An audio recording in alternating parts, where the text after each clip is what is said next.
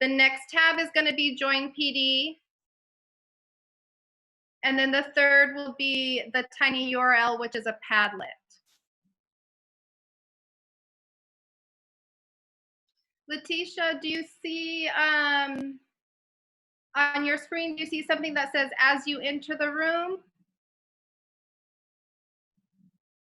Roberta, the code will come soon. We're not quite ready for that. Cecilia, if you can only have one other, then that's fine.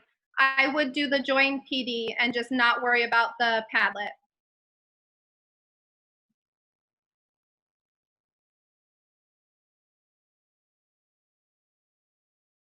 Oh, the video. I've been requested that everyone turn their video off. You're welcome, Cecilia.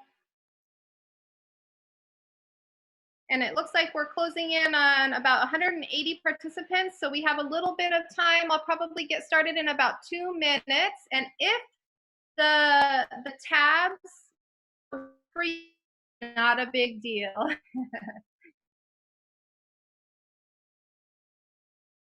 Christina, that's going to work just fine.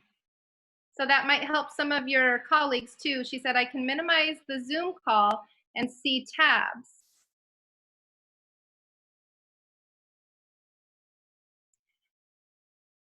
Yeah, you're going to have to type the web addresses in. Perfect stuff. Codes haven't been given yet. We're just getting set up.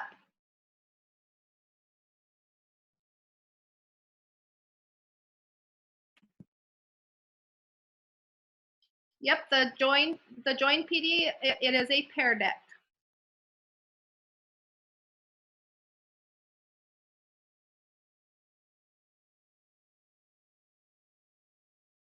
So Roberta, I'm going to show you something different for teaching online with your students so that you can see something interactive.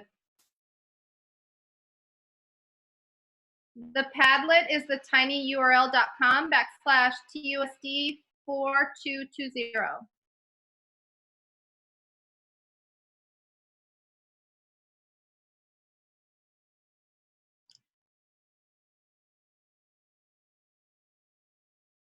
And just as a note for everyone in the room, that this PD is going to be recorded so that your colleagues that weren't able to attend will be able to access the PD.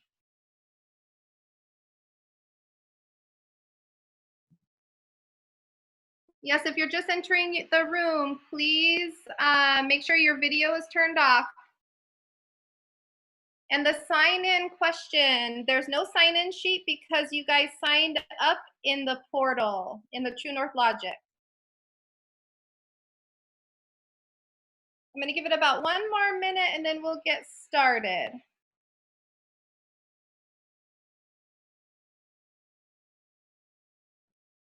Let me check the tinyurl out.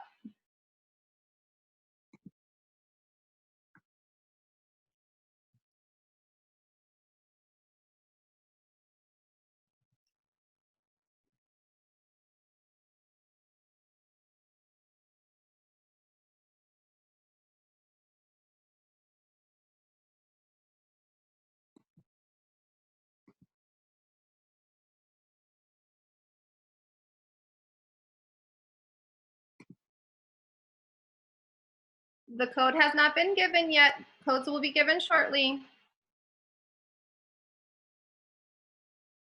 Hope, if it kicks you out, don't worry about the other tabs.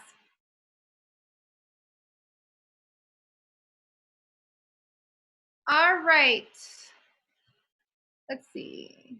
Okay, so there was a question just a minute ago about how to access the recording. So I'm being told that it's going to be converted in a course that will be offered soon in the portal. The Tiny should go right to the Padlet. You're right.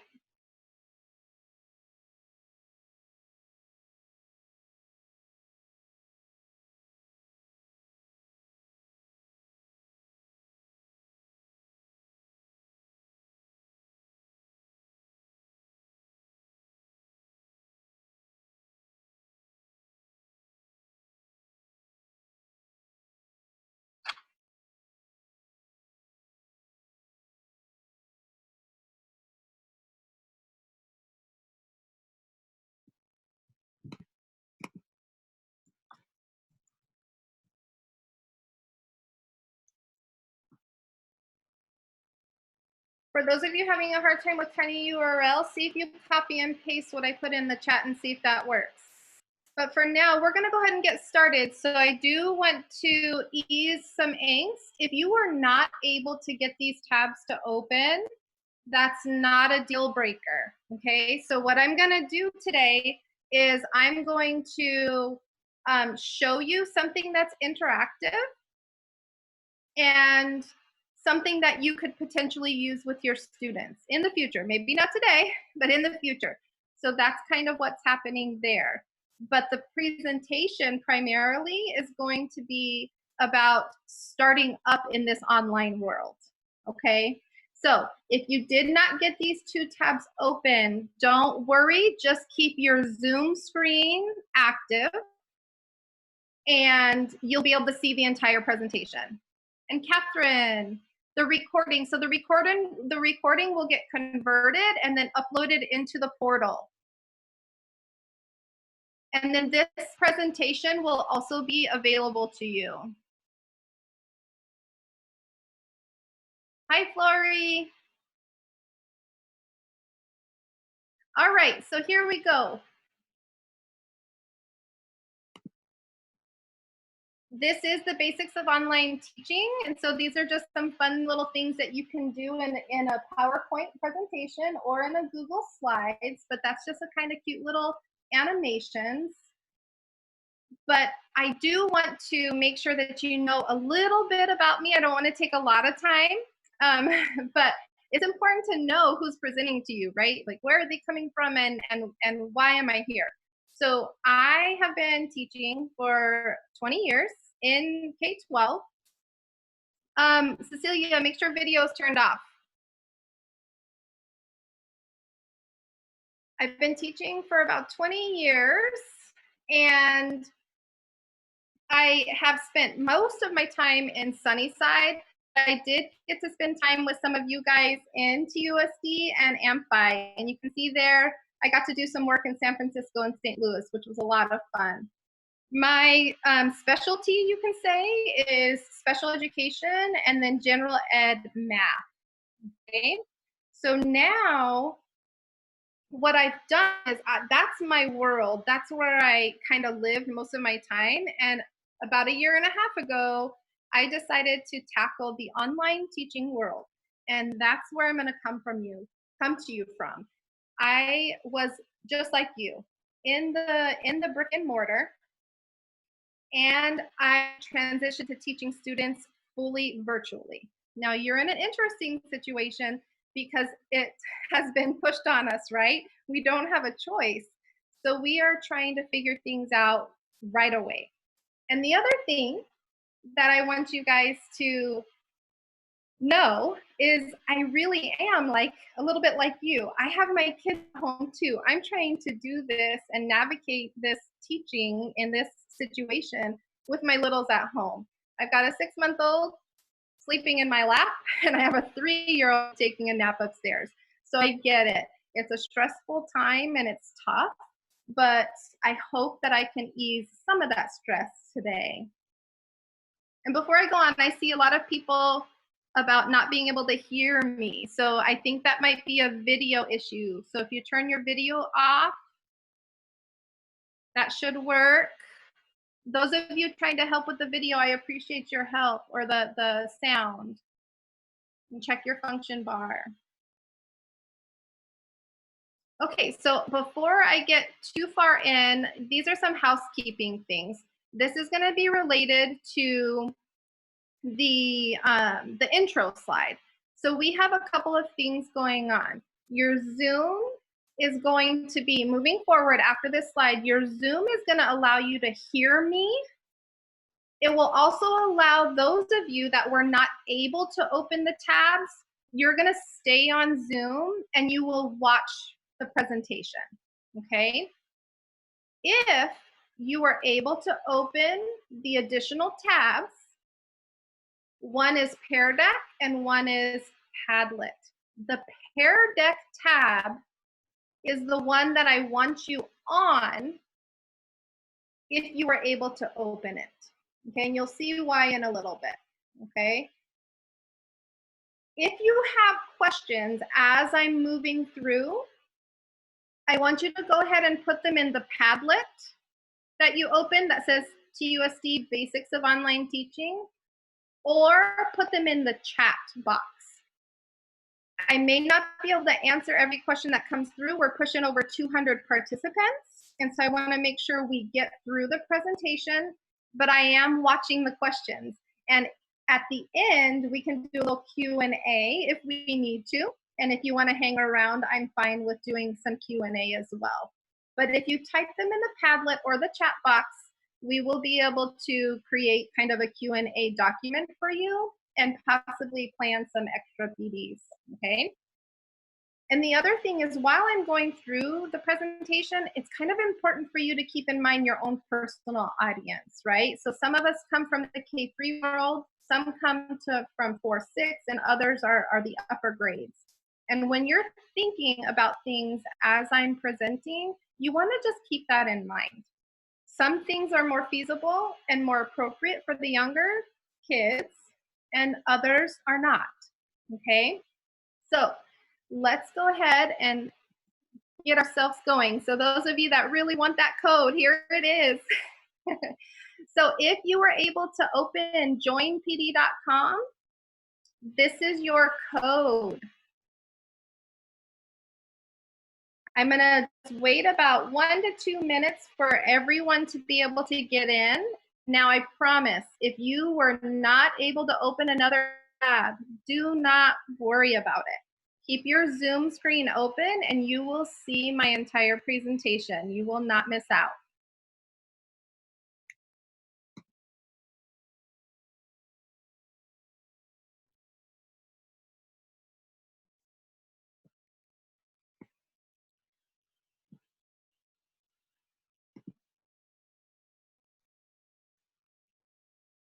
It looks like 50 plus are getting in. You guys are doing well, so I'm gonna give you some time. If you entered after the session started, if you're able and you're fluent with adding in another tab, you can go to joinpd.com and enter this code. I'm gonna get to that, Gwen, but yes, in the nutshell, while people are signing in, yes, and that's why I'm using it with you. I want you to see something different. So for Pear Deck, you just go to joinpd.com and enter the code that you should be able to see on your screen, GXQNX.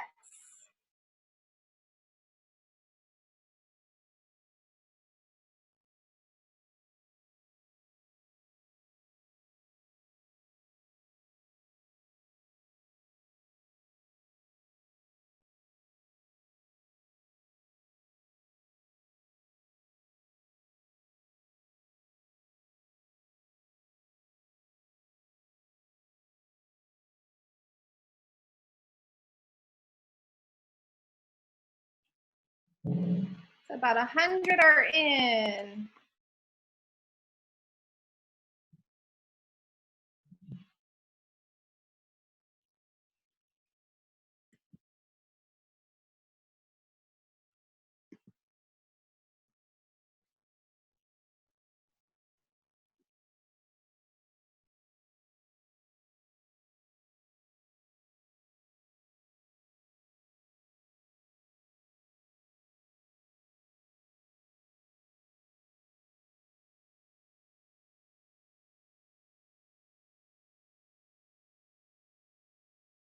So if it's asking you guys to create an account, you might want to just go back up to the web browser and type in joinpd.com. It should just ask you for a code.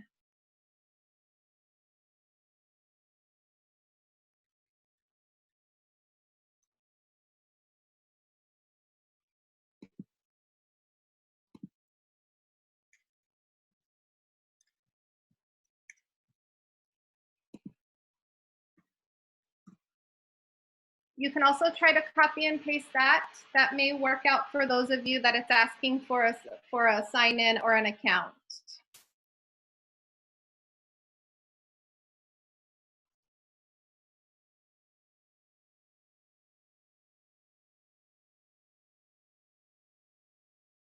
So if you are able to get into Pear Deck, the only one that you need to be open on your screen is Pear Deck. You still can hear me through Zoom, even though it's minimized.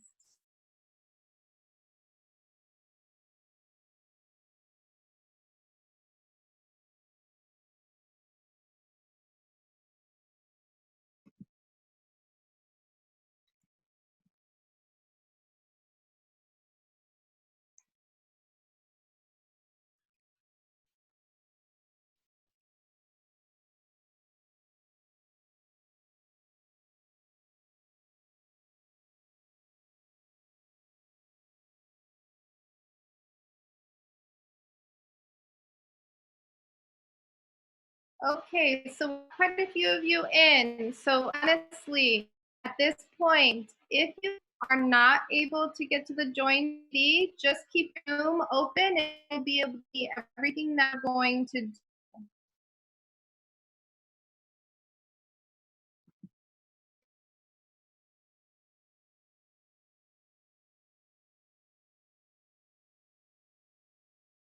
All right, so the reason I have some of you guys, if you were able to going into Pear Deck, and those of you that are watching, just kind of see what happens. This is something that's kind of cool that you can start to do with your students. Like I said, not today, but this is kind of a temperature check. So you can make your PowerPoints interactive. And if you were able to be in the Join PD, you should see a little blue dot that you're able to move around that kind of talks about, are you excited, calm, or stressed out about this world of online teaching? If you don't have the interactive piece, go ahead and type that in the chat box so I can kind of get a temperature of what's in the room. I kind of have an opinion about what the temperature is, but go ahead and put that out there.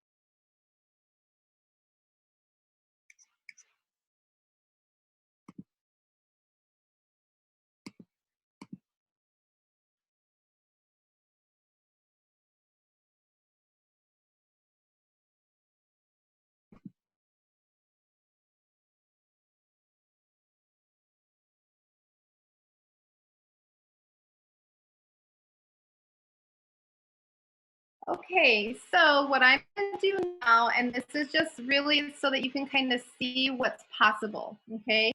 I'm going to create a Pear Deck complete training in case you're interested by the end, okay? So I see a lot of stressed outs and I expect that. I totally remember feeling stressed when I transitioned from the traditional classroom um, into the online world. So I totally get that. So what we can do now is I have the ability to lock screens. And so would you if you use Pear Deck. And then we can see responses. So this is something that's pretty neat. We can see that there are clusters, right? Some of you are even between stressed out and calm. And that's fine. That's fine. Okay. Now, that's something cool as a temperature check. It's something that you can use it even as a do now.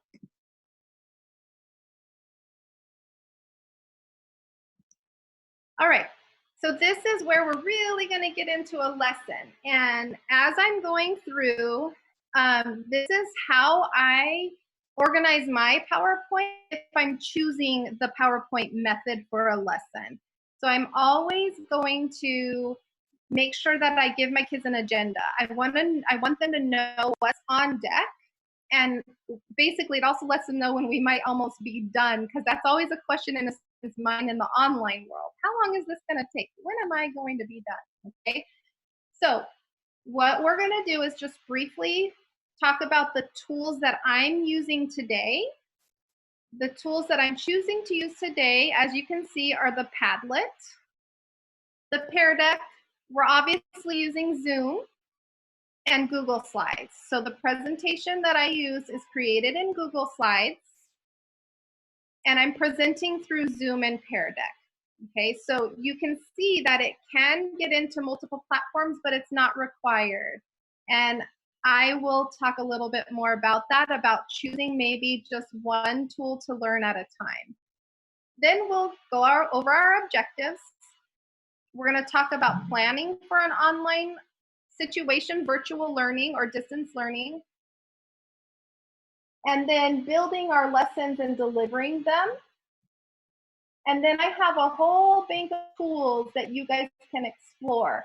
And they are hyperlinks so that when you get your the link to this presentation, you can just click on them. So Nina, good question. I think I'm going to answer that one right now. So the Pear Deck opens your personal Google slide or your PowerPoint. You create in Google Slides or PowerPoint, and then it gets open in Pear Deck, and that's what allows us to have interactive slides. All right, so here we go. Here's our objectives. After today's PD, the goal, the hope, is to have all of you be a little bit aware of some really important do's and don'ts of being an online teacher. Being able to schedule a work from home situation, okay, and trying to stick to contract hours, plan and deliver lessons, and then have access to tools. So that's going to be our primary goals for today. I know that a lot of people are going to want how to. How do you create a Pear Deck? How do you use Google Classroom? How do you make animations? I know that those questions are there, but remember, this is going to be basics, just kind of learning how to get started as a distance teacher, okay? All right, so when I transitioned, I quickly learned that there are a lot of do's that I needed to think about that I didn't necessarily think about when I was going to a traditional school. And these are some ones that I thought were important to think about for you guys. It's a big deal to keep a consistent routine and build in breaks.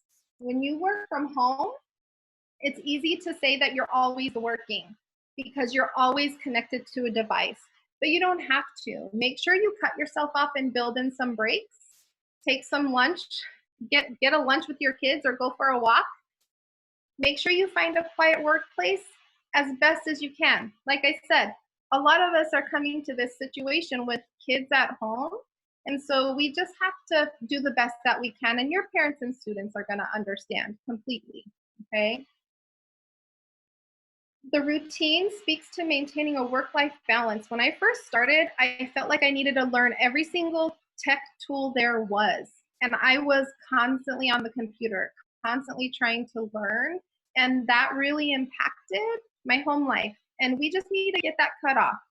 Okay, make sure that you keep your contract hours. And it's actually easier, I found, to keep contract hours if you're intentional about planning. Organizing daily tasks to keep it routine for you is a good idea. And I think it was a very positive thing when I started sending out an announcement on Mondays. And the announcement can be done through email. You can try out,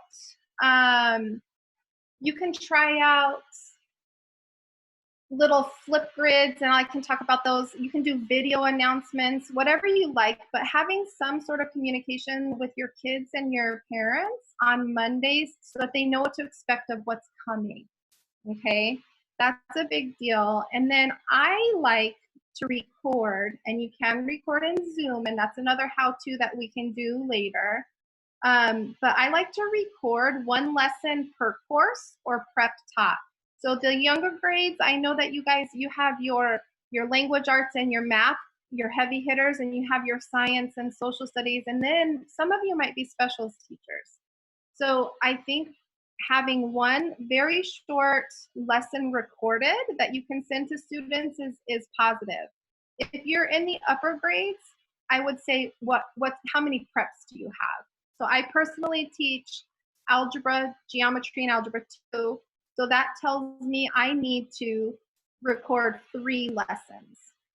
I need to let students know, I need to be able to inform them. I don't want them to just read about math and learn it.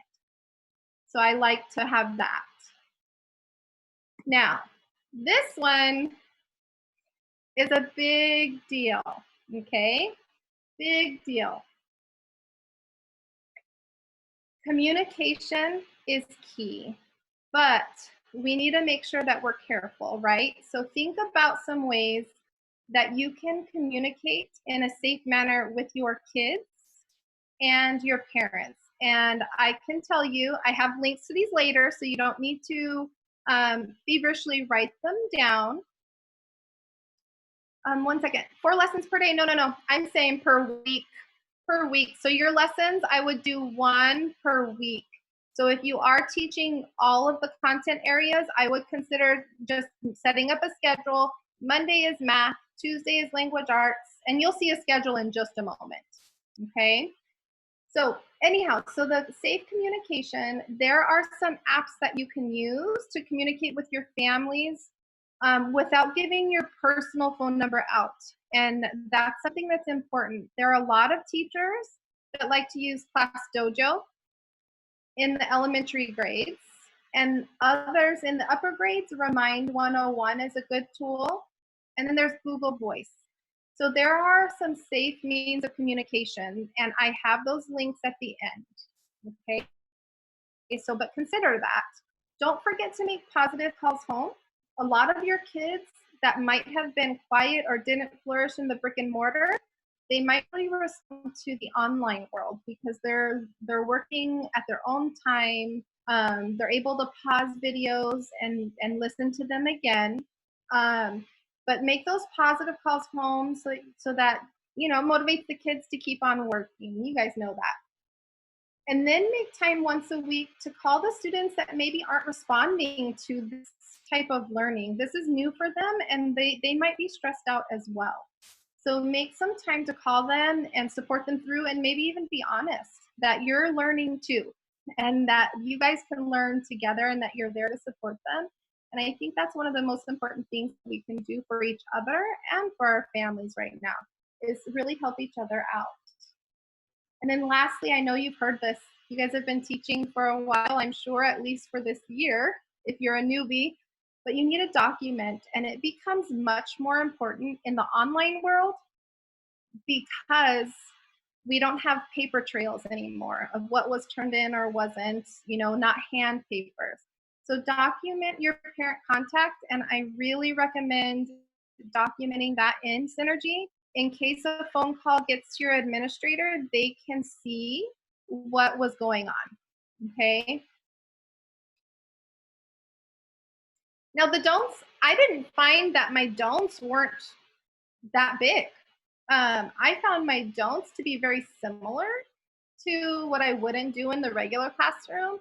And one of the big ones is make sure that you're not unavailable. Now, mind you, I'm kind of talking about within contract time, okay? Now, cut your contract day off.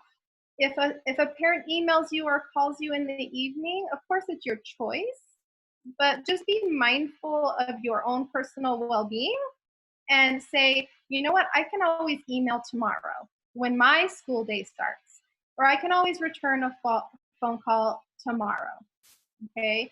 But within contract time, make sure you stay available to your students and parents. Don't be afraid to ask for help. This is new for almost everyone. So there are a lot of techies in the district. And if you know of one, I would reach out to them. So say you have an idea, but you're unsure of how to do it, reach out to them. You can always invite each other to Zoom sessions to support each other through this learning process of how to teach online. Make sure if you're able to, if I'm not sure if there's a protocol yet, but if you're using your webcam, just do it with caution.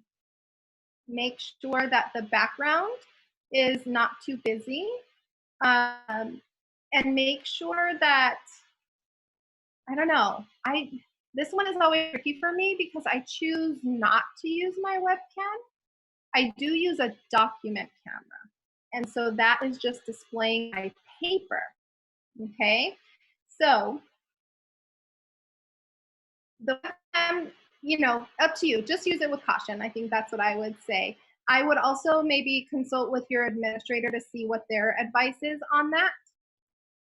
And then don't forget to record your sessions. And what I mean by this is if you're holding a session with a student, make sure you're recording it. Always send it to them. And if you're recording a lesson that's just by yourself as an instructional lesson that you want to send out, don't forget to press the record. I can't tell you how many times that I recorded a lesson or thought I did, and I forgot to hit the button. So I had to redo it. So that was a don't for me. And then I said it once before, but don't tackle too many tools at once. That just gets frustrating. So don't frustrate yourself. Just tackle one tool at a time and maybe master that. All right, so this is a quick interactive tool. If you were able to open the Pear Deck, go ahead and take a minute and brainstorm an additional do and an additional don't for the online world.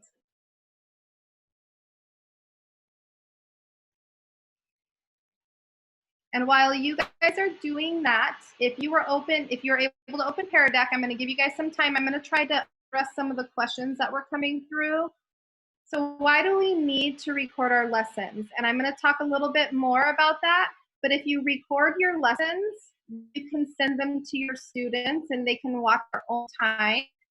A lot of your students have siblings and there might be a conflict. So if you're holding a lesson, one of your students might not be able to make it. And so you're going to want to make sure that you have them recorded so that you can send them to students as needed.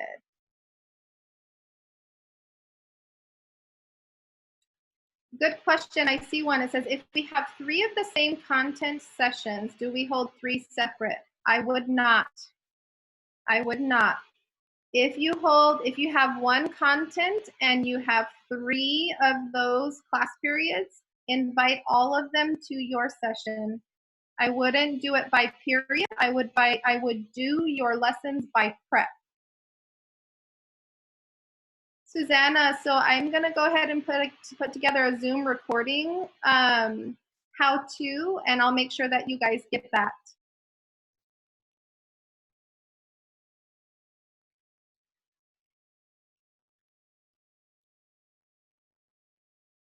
You're welcome.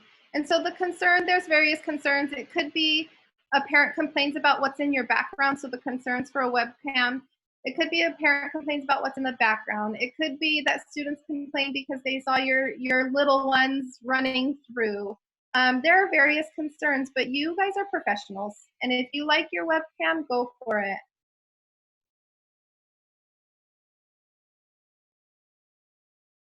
And if they are recorded, doesn't it encourage them not to be accurate on attending the live sessions? So that's a really good question. And what I can tell you in all honesty, working in the online world, most students prefer the recording. I highly recommend, you guys are an advantage because you know your students and they know you. You guys have a relationship that's very different than an online relationship. And you are probably going to see a little bit more success with them attending your live sessions. However, when they're at home, there's a lot going on right now. And they may not be able to attend the lesson when you're choosing to have it. So make sure that you send it out. Okay, so I'm going to go ahead and lock the screen.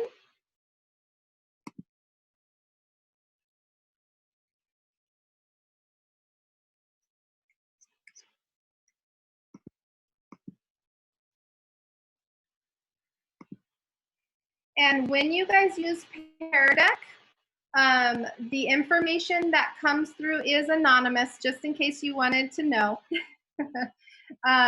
But this right here allows us to kind of make better presentations for your colleagues. It's good feedback, and it's just a neat thing that you guys can do. You can change the question if you'd like for your lessons.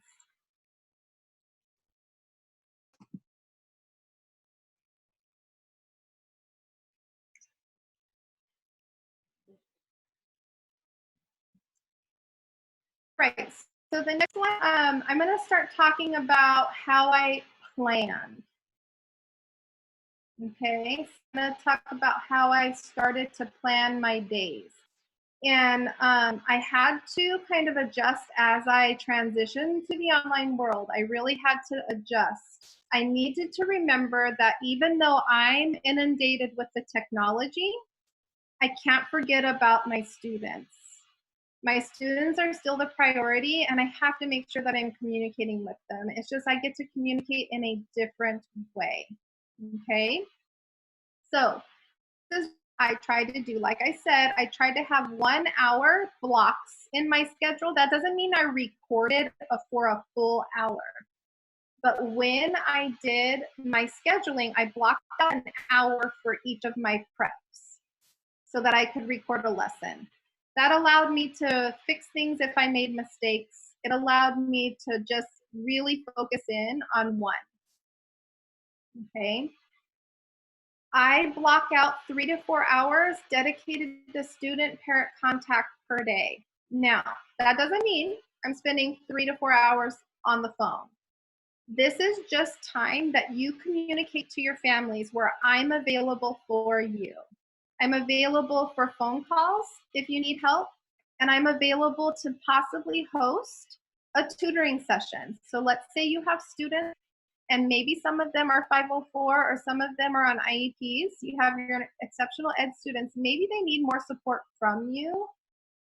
Block out 3 to 4 hours where you're there and you're able to communicate with them. And you could host many tutoring Zoom sessions. Okay. Then give yourself planning time. You want planning time to build your lessons on your PowerPoint or your Google Slides, or you want to learn a new tool, and you also want to monitor the students' work. Make sure that you're intentional on planning that. Now, as I kept those things in mind, my schedule looks something like this. This is very similar to what my actual day-to-day schedule looks. Now, you can see it's very light because these were dates in March. So once they're in the past on a Google Calendar, they're kind of pale. So you can see that any of these green blocks, those are times that I communicated to my students and parents where I'm available for your support. If you want to sign up for tutoring, these are the times in the day where I'm available for that. My live sessions are in yellow, where I invite my students to live sessions, and I always make sure, again, that I record those. And then the pink is when I'm planning and I'm making phone calls. It's really important. If you're intentional, things will happen. If you're not intentional, it's easy to get wrapped up in trying to learn new tools. But we need to make sure that the students are still the priority.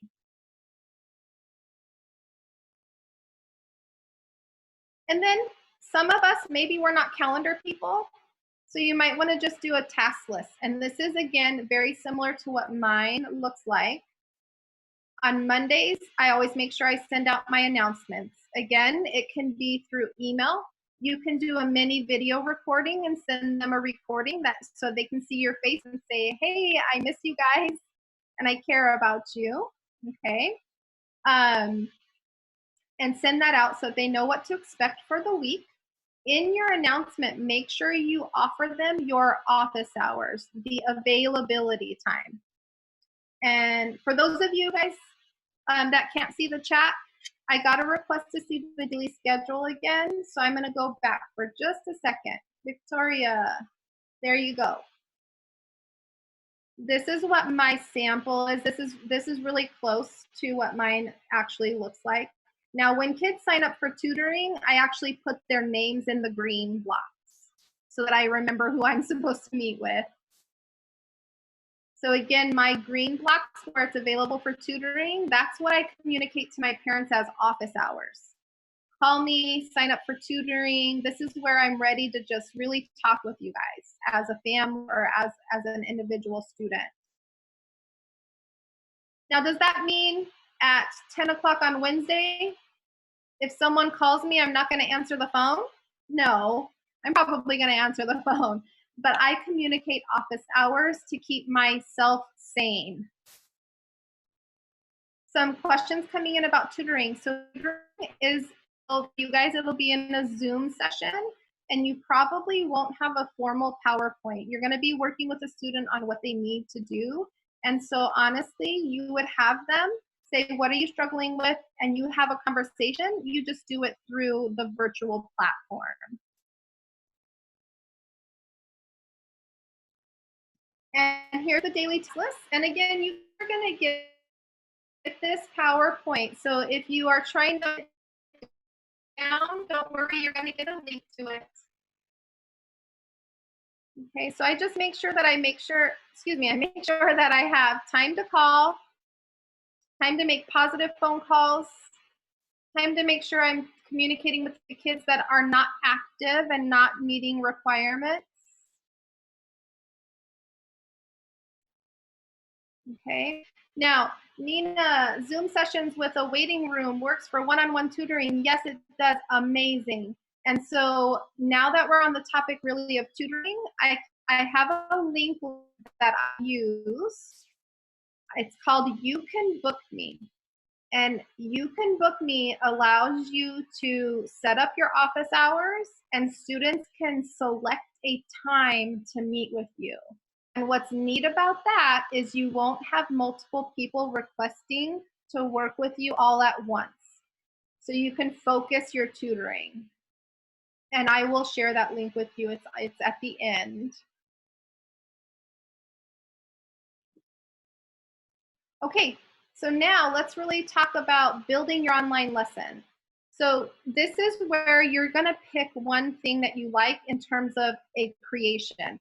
We're working with K3, you may not choose a PowerPoint. You might just do videos so that the students can see you. It's totally up to you. Pick what you think fits your audience and then get really good at that. Let's see. I want to read all this to you. I always hated when things were read to me, but don't forget your essential elements of instruction. Notice I started with my objectives. I didn't have formal standards, and you probably don't want to put that in, so I didn't bold it because your objectives are coming from your standards. Give them something to do, right? Welcome them with something to do. Model, give them time to practice. All of that stuff that works in the brick and mortar, you can build into the online lesson. And then I have to be honest, it does feel like you have gone from a cool collaborative world where you're face to face, and now you're online and it feels like you are pure direct instruction. Like right now, I am not comfortable talking this long. I loved having my students guide conversations. I loved it. I love to hear them think, and I love to hear them ask questions of each other.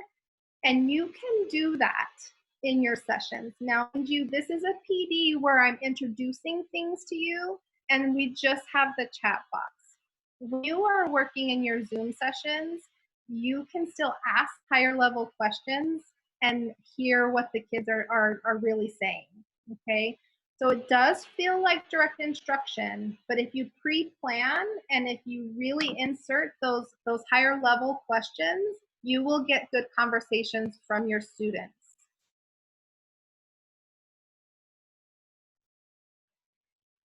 When you deliver your lesson, make sure that you stay energetic. Even if you're stressed out, stay energetic, they can hear. Okay. And I see a question about synchronous session. I need to address that. Good question.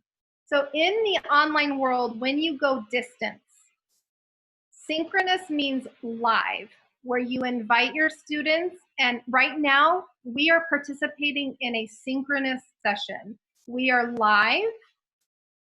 And once it gets recorded and somebody watches the recording, that is asynchronous. A recorded lesson is asynchronous, and a live lesson is a very good question. All right, so be energetic. They can hear it in your voice. Make sure you greet your students when they come in the room. I wish I could have done that for you, but we're over 200, right? So you would have heard me for 5 minutes greeting people. But you're going to have a smaller number. Recognize them as they enter your Zoom session. Recognize them by name. Let them know that you see that they're there, that you care about them. You can even have a quick conversation at the beginning to check in on how everybody's doing. Don't forget about including wait time.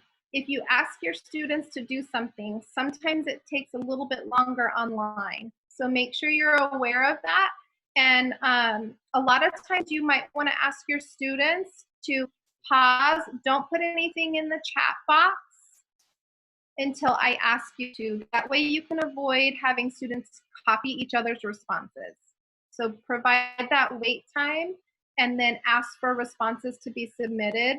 Now, some are going to wait and let others do it, kind of like they do in the regular classroom. But you just want to make sure you don't forget about the wait time. Okay. So students, I see that chat coming in. Leonard, thank you. So students watching the recorded lesson will not have access to the chat function. Now, when I do a Zoom recording, you'll kind of see that. So they won't be able to participate. And if you do a Pear Deck, they won't be able to do the interactive slides. So that is something to consider too on what you're going to use and who your audience is. All right, so we are near the end. This right here is a link of some basic kind of get me started in distance learning links. And in this PD, these are the things that I used. Okay, so the Padlet, many of you are putting in questions there. That way, that's good. That's going to give us feedback and help us kind of target some future PDs. So you have your Padlet. The Pear Deck is the interactive slides.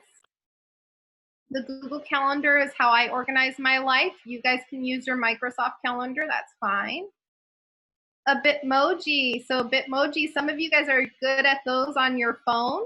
And I actually use my phone emoji app, and all of those little animated me avatars, those are Bitmojis, and I just sent them to myself and uploaded them into my presentation. And then tinyURL, the reason I use that is because the Padlet link was so long, I didn't want errors in putting it in. So a tinyURL takes a really long link and makes it small, which is nice. In terms of communication, Remind 101 and ClassDojo, those are pretty safe. You do want to make sure that when you're communicating with students and parents, that you verify they have access to discuss a student. So we call that verifying FERPA. So you're going to want to ask them, you know, what is your student ID and maybe what's the address we have on file. So you want to make sure that the person you're speaking with is able to discuss student work and private information about a student. Now, Remind 101 and ClassDojo, if you verify that at the beginning during the sign up, then you should be good to go.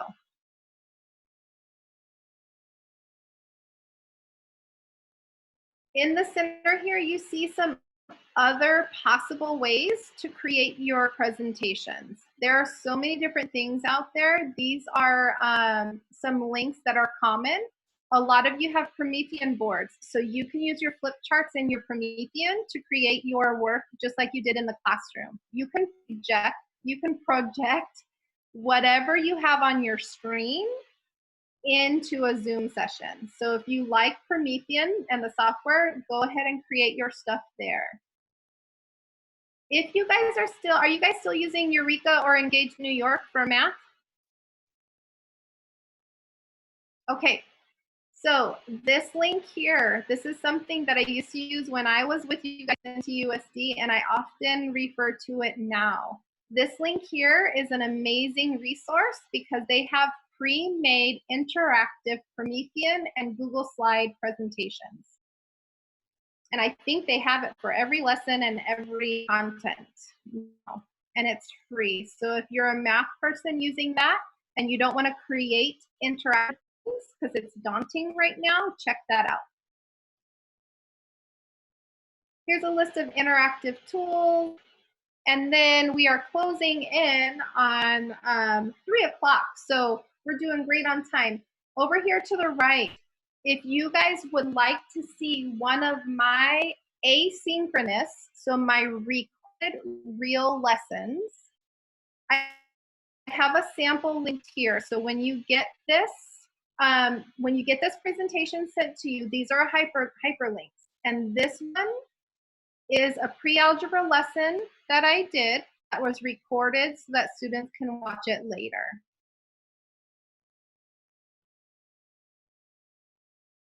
And then if you guys are using Google Forms, so let's say it's hard to figure out how you're going to monitor work. How are you going to check for understanding?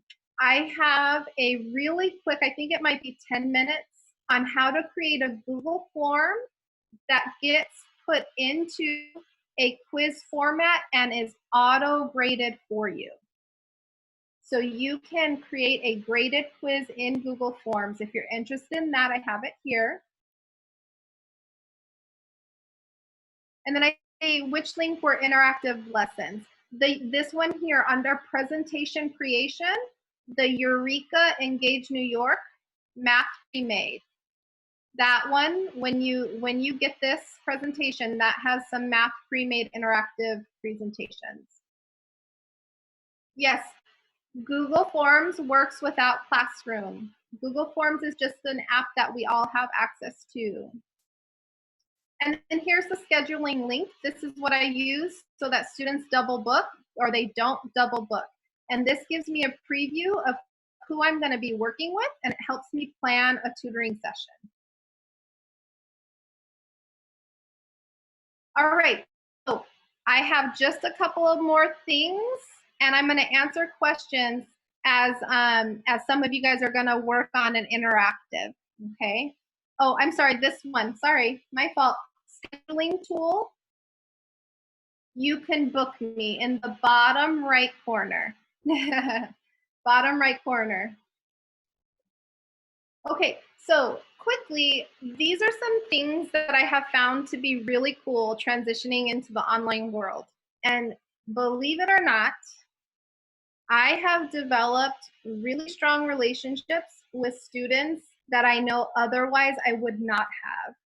The hard to reach students, if we can get them into Zoom sessions, they're a little bit more comfortable sharing with us, and I get to learn a little bit more about them, and it's really, really neat, okay? Now, I also have found that it's amazing to have time to work on perfecting my professional craft. Getting to build some more tools in my teaching toolbox because I'm not spending time on finding out how to be a creative classroom manager because the behaviors are not in front of me the entire time at school. So I get time to focus on creating really cool lessons, learning some interactive tools little by little. And then what's great about that is everything that you might be spending time on learning now until the end of the school year, the end of May, you can easily use those when you get back to school in August. Let's all hope we get back to school in August.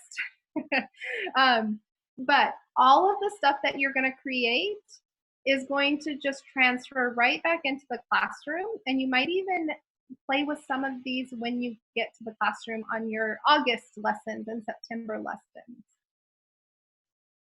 All right, so there's some air hugs in this little world of social distancing. Here's some air hugs for you. I hope that this was helpful. And while you guys are filling this out, this is another interactive tool. I'm going to try to answer some questions that I saw popping up. And if you have a question, you might be able to answer it now. So we have a couple of minutes. Let's see. So while you guys are doing the interactive tool, so does Pear Deck go into Clever or Microsoft 365? So when you guys are working in 365, you can put any link that you want inside of 365 so that your admin can access it and so that you can house it in a secure place. Mike, I see your answers when you put them up. Not everyone can see them because I haven't displayed them. I see them and they're anonymous. So if you want me to know who you are, go ahead and put your name in there. Okay. How do you Pear Deck? So Pear Deck, if you Google Pear Deck, the entire premium options are free for 90 days right now. And after 90 days, it's still a free program. Just some of the interactive slides may not be available, but they are free for 90 days right now in this world of canceled schools and distance learning on the fly. Gmail is, so that one, Karen, she asked, so we need Gmail to access Pear Deck. So I am a Google person. That's kind of my preference, and I know that that's not true for everybody. I am not sure. I do believe that you can sign up for Pear Deck and use simply PowerPoint, but that might be something to explore, and I can explore that too. Do I use a headset, microphone, or just embedded mic? Right now, I am just using my computer microphone. I have a headset, but it's not working that well.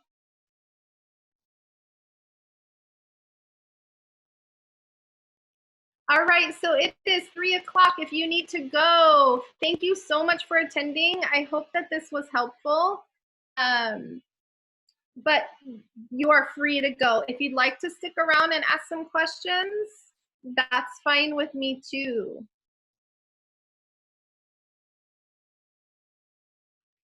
You're welcome.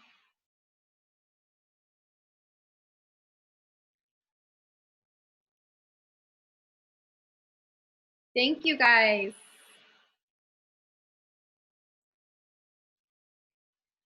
You're welcome. I saw a sign-in question. So if you're asking about a sign-in, don't worry about it because you signed in through True North, so you're covered.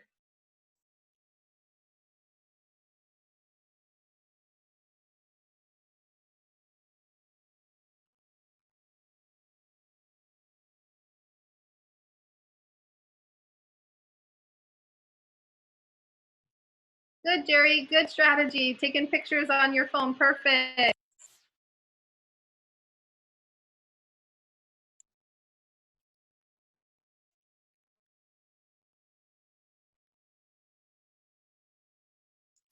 Screenshots work too. Nice job.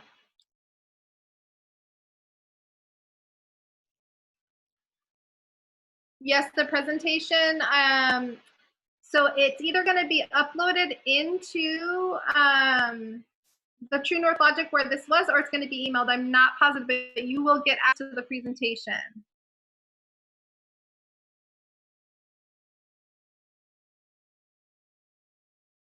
I like air hugs too. You're welcome, everyone.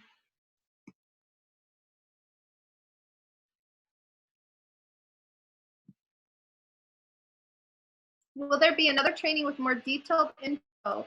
I believe that's in the works. So it's kind of a busy world with technology, but I do believe that's in the works. I have tried the quick assessment where everyone responds and it works out well in Pear Deck. It's a nice tool. And in Pear Deck, all of the information, all of the data does get saved in the teacher dashboard so you can go back and analyze it.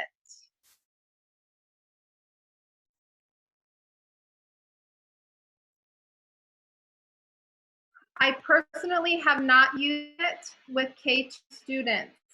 However, I do believe that it could work. They will need a little bit more guidance from you when you're in the Zoom session, but I believe it will work. And for K2 students, another cool tool is called Flipgrid. So if you're still here and you're looking for,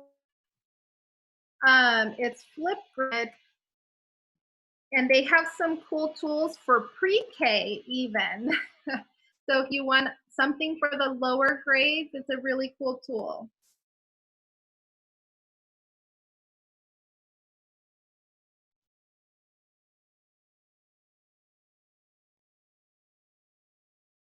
You're welcome. It could be a little bit of a light that came through on the Padlet. So if you didn't see that, thank you.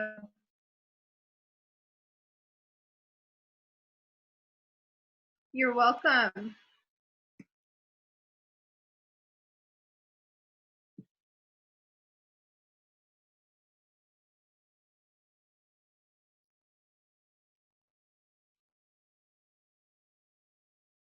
So chatting with students without video. So you can still use Zoom, Google Voice also, but you can still use Zoom, but do not activate the video. Don't activate webcam. And you can still use the chat feature. So if you want to get really good at Zoom, that's what I would do. You can still chat through Classroom Dojo and Remind 101.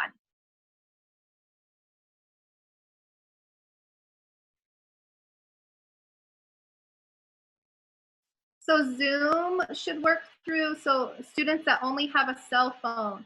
So Zoom should work. And again, the Class Dojo has a mobile app and Remind 101 is designed to be mobile.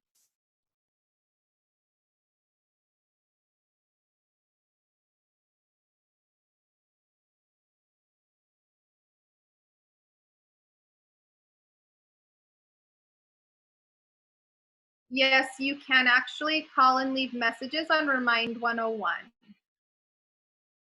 You can send messages as a text message. But what's cool about Remind 101 is they will not have access to Dojo. They won't see your personal phone number. You get assigned an app phone number. You're welcome.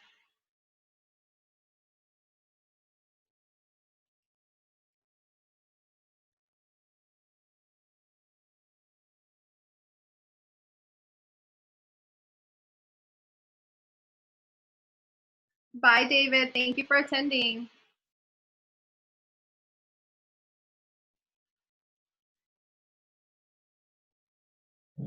Bye, everyone.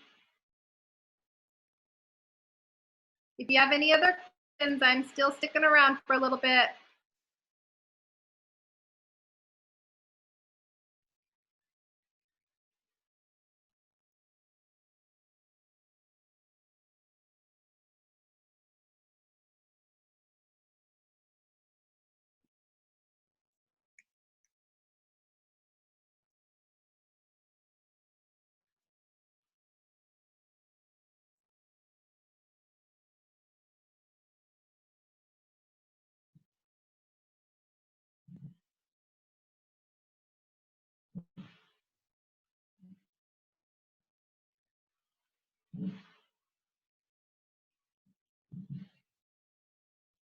Thank you. Sometimes when I feel like I'm talking the whole time, pacing seems to be something that I feel like I struggle with. So thank you.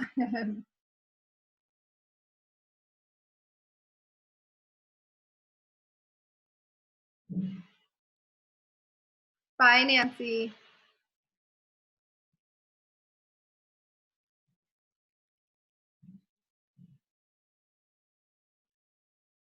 So yes, if you're using Zoom and Pear Deck, that is something that you'll walk your students through. Now, interestingly enough, the students seem to be able to navigate tabs a lot easier than us. That's something they're familiar with. Students do struggle learning academic content online, but navigation is a strong point for them. So if you're going to choose to use Pear Deck, they will simply listen through Zoom, but watch on the Pear Deck tab. And I'm going to do a video on how to create a Pear Deck, and I'll address some of those issues. So that should be coming out to you probably next week.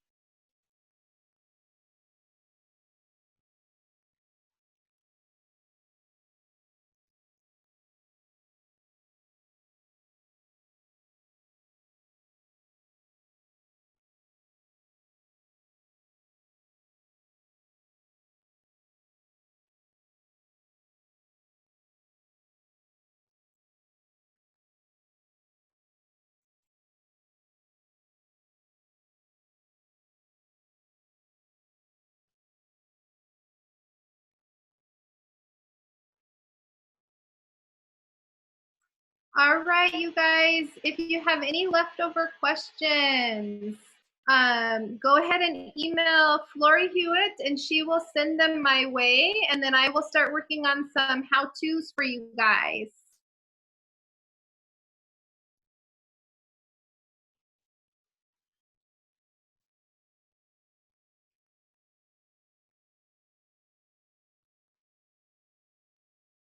Tammy, I would play with tools first before putting them in a Zoom session. But if you make a mistake in your Zoom sessions, your kids are always so nice.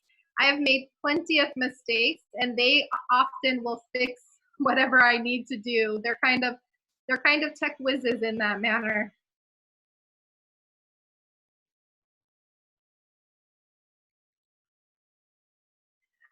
If you're doing counseling, so that would work. So in Zoom, you can create a co-host. So if you're joining another teacher's Zoom session, you can be a co-host, and I'll make sure that I kind of get that information out to you, and you can share your own screen to work through your own counseling lessons, even though you're using the regular teacher's Zoom room. You're welcome, Stella. You're welcome.